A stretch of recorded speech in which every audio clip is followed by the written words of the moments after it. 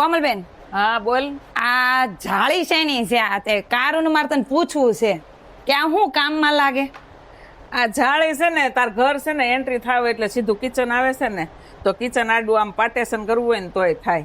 અમારે કસ્ટમર એ રીતે લઈ ગયા છે. અને આ વધારે તમારે ડેકોરેશનમાં જાય, પંચમાસી, છઠ્ઠી. તો આ આપણે રસોઈ બનાવતા આમાં દેખાય નહીં, મતલબ કે કોણ આવ્યું કોણ ગયું બારામાં દેખાય ખરું મહેમાન આપણને? બેઠા હોય ને તો સીધું રસોડું દેખાય નહીં. તો આ સારું કામનું છે લે. એક કસ્ટમર એવી રીતે લઈ ગયા હતા. હો. હે હા, આની પાછળ છે જો. હા અહીંયા તો દિવાળીમાં ને એમાં બધે ડેકોરેશનમાં બહુ સારું કામમાં લાગે. દિવાળીમાં મમ્મી લઈ લો. લઈ જ જા, બધું લઈ જ જા. આ 3 નો સેટ આવે. હાલો આ કાઢો. જો આ મસ્ત છે. આને ક્યાં લગાવવાનું? ઉપર. હા, આમાં દીવા મૂકવાના. ઈ દિવાળીમાં કામમાં આવે, ડેકોરેશનમાં. આની પ્રાઇસ શું છે તાર?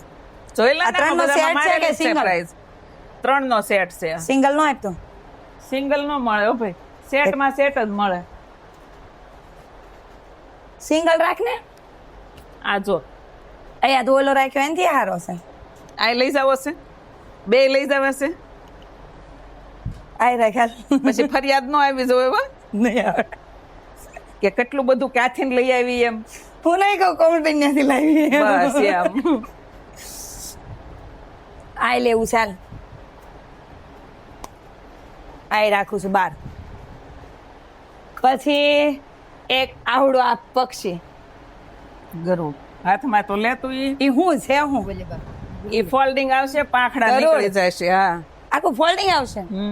આખું નહીં, ખાલી પાંખ નીકળશે. અહીંયા તો બહુ વજન છે આમાં.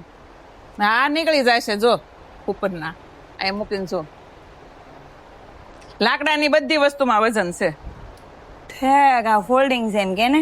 તો આપણે આ મૂકવું હોય તો મૂકીએ કે હમ આખું ફોલ્ડિંગ છે ને?